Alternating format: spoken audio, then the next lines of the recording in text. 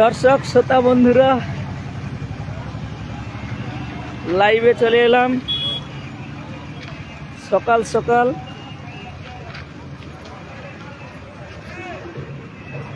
এই যে ফিরাদ হাকিম সাহেব, ববিদা, আর কত বাটপারি করবেন? ফিরাদ হাকিম সাহেব মুসলিম ধর্মের মসিয়া সেজে আছেন, আর কত দ্বিচারিতা মুখ বুঝে সহ্য করবেন? এই জবাব কিন্তু আপনাকে দিতে হবে। ওবিসি এ ক্যাটাগরি যে সংরক্ষণ ছিল, এই সংরক্ষণটাকে তো রাজ্য সরকার সর্বনাশ করে দিয়েছে। একদিকে যখন হুমায়ুন কবির তিনি যে মন্তব্য করেছিলেন যে আমরা মাইনরিটি কমিউনিটির মানুষ মুর্শিদাবাদে, আমরা সংখ্যাগুরু, আর সংখ্যাগুরু সম্প্রদায়ের মানুষ মুর্শিদাবাদে তারা সংখ্যালঘু, যখন পাল্টা প্রত্যুত্তর দিয়ে বলেছিলেন যে ভাগীরথীতে ভাগিয়ে দিব, তখন কি দিদির সেকুলারের কথা মনে পড়ছিল না? সে সময় তার বিরুদ্ধে দল বিরোধী, সম্প্রীতি বিরোধী মন্তব্যের জন্য তাকে কেন সাসপেন্ড করা হয়নি? তখন কেন নোটিশ দেওয়া হয়নি? কারণ সেই সময় ভোটটা ছিল না। আর বর্তমান সময় তিনি যখন ধর্মীয় ভাবাবেগকে কাজে লাগিয়ে যখনই বাবরি মসজিদের ইস্যু তুলেছেন, সেই মুহূর্তে তাকে দল থেকে সাসপেন্ড করার সিদ্ধান্ত নিল বর্তমান তৃণমূল কংগ্রেস। একদিকে দিদির প্রোগ্রামে তাকে আমন্ত্রণ জানানো হচ্ছে, অপরদিকে টিভির পর্দায় তাকে শোকজ লেটার ধরানো হচ্ছে, শোকজ করা হচ্ছে, সাসপেন্ড করা হচ্ছে। কোন বাটপারি? আবার কাকে দিয়ে? যেহেতু হুমায়ুন কবির একজন মুসলিম, তাহলে মুসলিম ধর্মের যিনি মসিয়া কৃত্রিমভাবে সাজিয়ে রাখা হয়েছে, সেই ফিরাদ সাহেবকে দিয়েই সাসপেন্ড। কেন আপনাদের দলে আর নেতা নেই? তাকে দিয়ে করানো যাবে না? কেন ফিরাদ হাকিমকে দিয়ে ধরানো হলো? এর জবাব 2026-এ দিতে হবে। কারণ বিভাজনের রাজনীতিটা আপনারাই দেখাচ্ছেন। দুধেল গাই বলবেন, অপর দিকে ফোঁস সহ্য করতে পারবেন না, লাথি খাওয়ার কথা বলবেন না। একটি মুখে রাখলে মুখের সঙ্গে অন্তরের কাজ রাখতে হবে। সিদ্দিকুল্লাহ চৌধুরী সাহেব আফকালিল্লাহ, প্রয়োজনের ভিত্তিতে যেগুলো আকাপ করা হয় সে বিষয়ে দলের বিরোধী কাজ হবে, এজন্যই তিনি দলের সিদ্ধান্তের পুরো অনড় আছেন, চুপচাপ দেখছেন। সিদ্দিকুল্লাহ চৌধুরী আরেক মুসিয়া সেজে বসে আছে, তিনি আরেক মুসলিম ধর্মের মসিয়া হয়ে আছেন। অতএব এই যে সামিরুল ইসলাম রাজ্যসভার এমপি, মুখে কুলুপাটা কেন? আপনাদের কোনো প্রতিবাদ নেই কেন? আপনারা কেন মুখ খুলছেন না? ওবিসি নিয়ে যে দ্বিচারিতা হচ্ছে, সাব অ্যাসিস্ট্যান্ট পদে যেগুলো বসানো হলো, ইঞ্জিনিয়ার নেওয়া হলো কলকাতা পুরসভায়, ফিরাদ হাকিম কি জানেন না? কেন মুখ খোলা হচ্ছে না? কেন সংরক্ষণ দেওয়া হচ্ছে না? আরও কতদিন চলবে এই দ্বিচারিতা? আর কতদিন চলবে এই দ্বিচারিতা? অতএব প্রত্যেকটা জিনিসের একটা শেষ আছে। অতএব আপনারা যে কার্যকলাপ করে বেড়াচ্ছেন, এটা কিন্তু শেষের শুরু হয়ে গিয়েছে।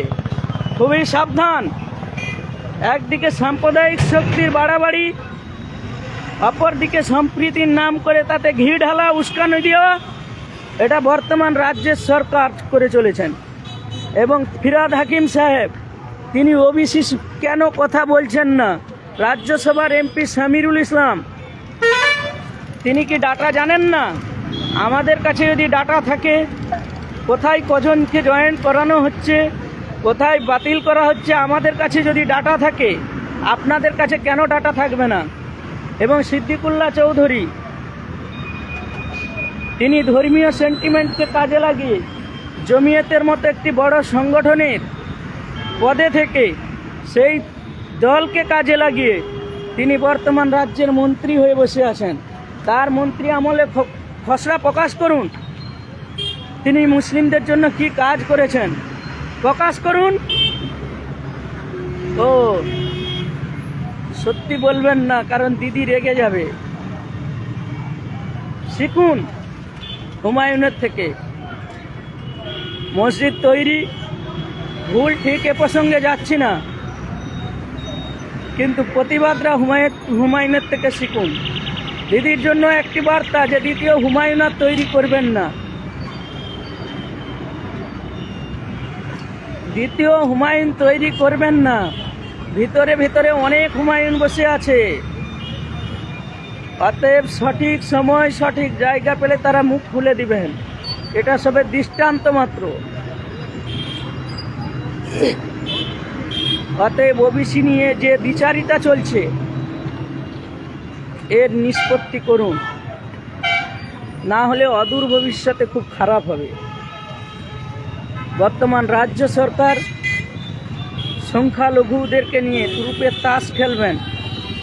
মানুষ বুঝতে শিখেছে, মানুষ সচেতন হচ্ছে, মানুষের বিবেক বোধ বুদ্ধি জাগ্রত হচ্ছে এবং প্রতিবাদের ভাষা জানে।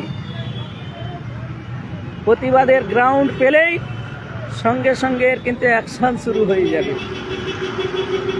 অতএব দ্বিচারিতা করবেন না, সরলীকরণ করুন।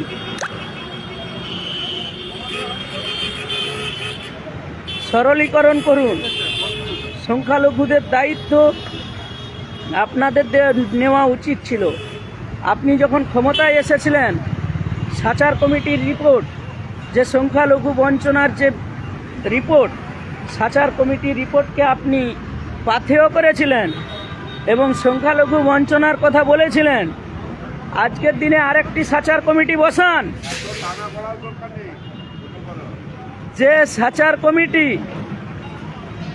প্রকাশ পাবে যে বর্তমান সময় এবং বামফ্রন্টের আমলে যে তাদের অবস্থা আর বর্তমানের অবস্থা, বর্তমান যে তাদের অবস্থা, সংখ্যালঘুদের যে অবস্থা, দুধ কা দুধ পানি কা পানি হয়ে যাবে।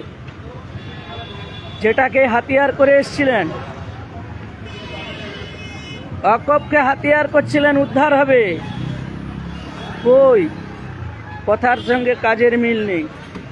অতএব ক্ষমতায় টিকে থাকতে হলে সঠিক কাজ করুন, দেখবেন আপনার গদি ঠিক থাকবে। আর দ্বিচারিতার রাজনীতি, দ্বিচারিতা মনোভাব যদি মানসিকতা নিয়ে চলেন, দেখবেন চেয়ার নড়বড়ে হয়ে যাবে। অতএব ওবিসি নিয়ে, ওবিসি আপনারা ওবিসিতে যে সংরক্ষণ, ওবিসির যে ক্যাটাগরি ছিল সেই বিষয় নিয়ে ভাবুন। আর যেখানে রিক্রুটমেন্ট হচ্ছে সংখ্যালঘু মানুষের এবং ওবিসি সংরক্ষণের যে রিক্রুটমেন্ট, সেটা করুন। আপনারা কি বলবেন? আপনাদের মতামত কমেন্ট বক্সে জানাবেন। আগামীকাল আবার লাইভে আসবো হুমায়ুন কবিরের বিষয় নিয়ে। ধন্যবাদ, ভালো থাকবেন।